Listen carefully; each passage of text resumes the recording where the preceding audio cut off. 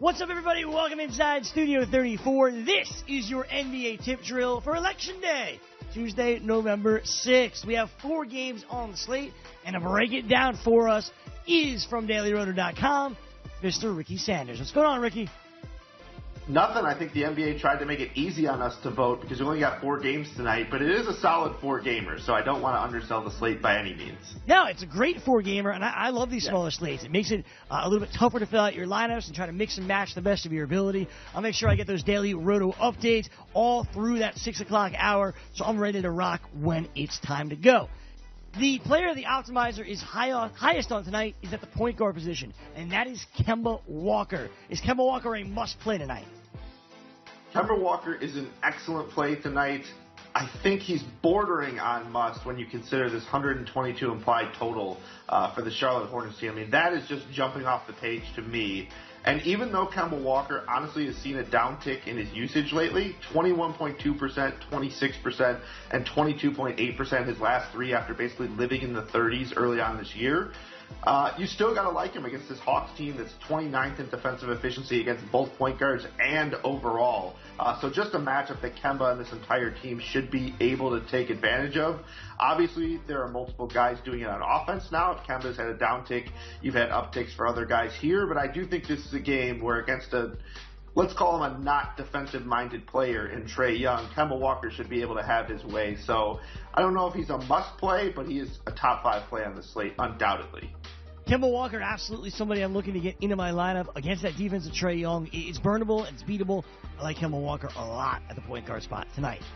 At the shooting guard spot, another superstar here is what the guys at Daily Roto recommend to us, and that's Devin Booker. And what should be a pretty close game against Brooklyn, this could be Booker's time to shine.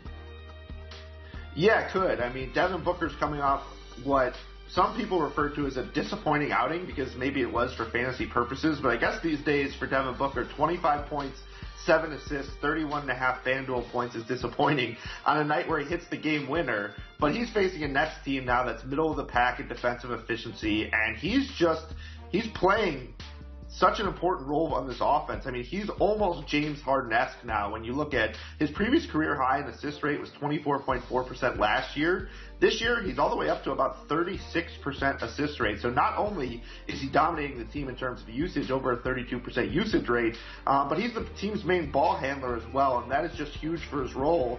And he remains underpriced for a role like that. So we expect this game to remain both high scoring and close, which, we're talking about a 222 total. The Suns 2-point home underdogs. So any game that they remain competitive, we expect extended minutes for Devin Booker, who's just playing such an incredible role for fantasy. Eventually these numbers are going to come. I know it was a disappointing outing the last time. I think he built it up more tonight.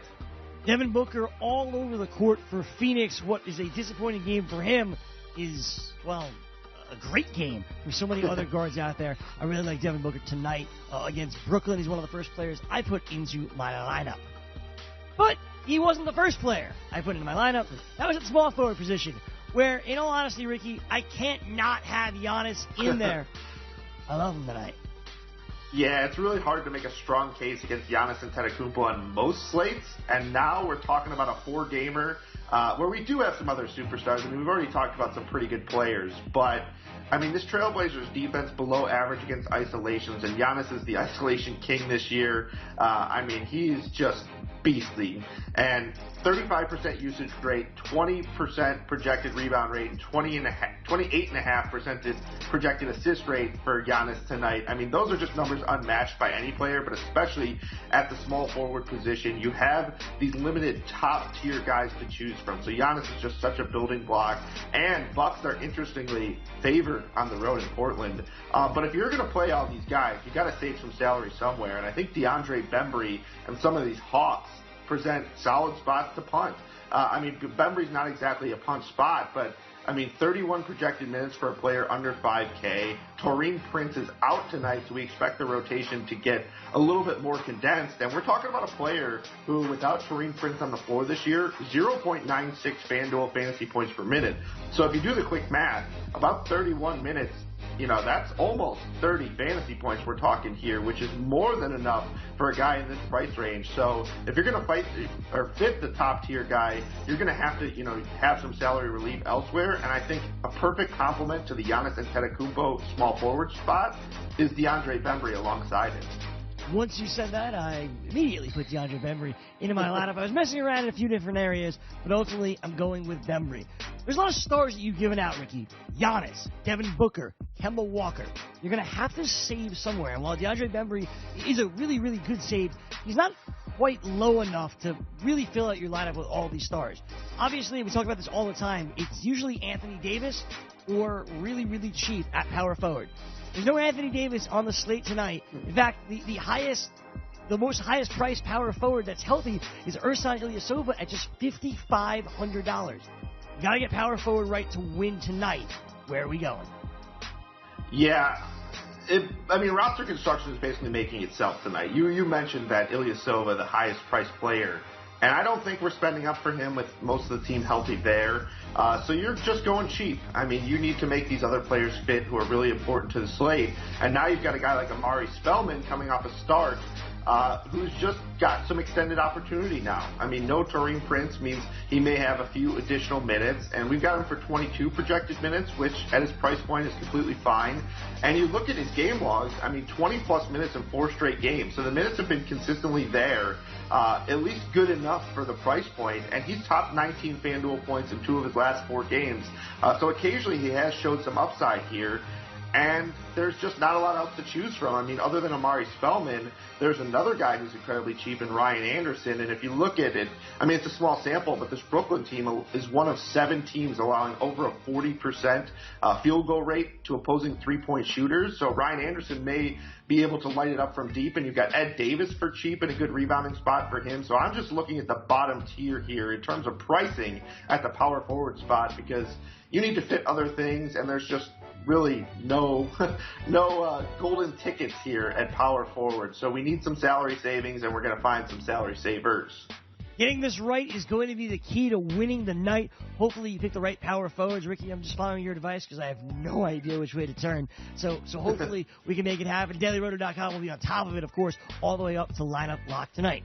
At the center position, there's a whole lot of options. Which direction should we go in here? I don't think you can go wrong. I know I'm paying up. What say you, Ricky?